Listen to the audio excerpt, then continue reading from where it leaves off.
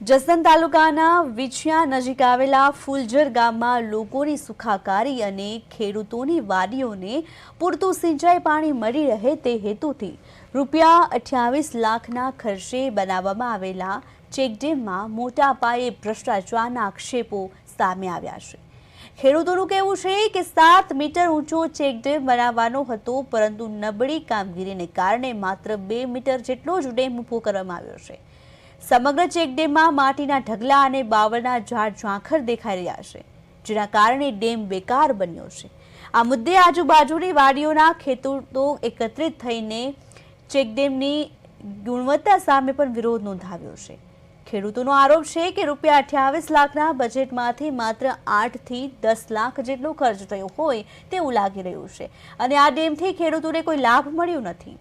ફાયદો માત્ર કોન્ટ્રાક્ટર અને સંબંધિત અધિકારીઓને થયો છે। ગામના ખેડૂતો દ્વારા સમગ્ર મામલે ઉચ્ચ કક્ષાની તટસ્થ તપાસ કરાવી ચેકડેમનું કામ ફરીથી કરાવવાની માંગ કરવામાં આવી છે।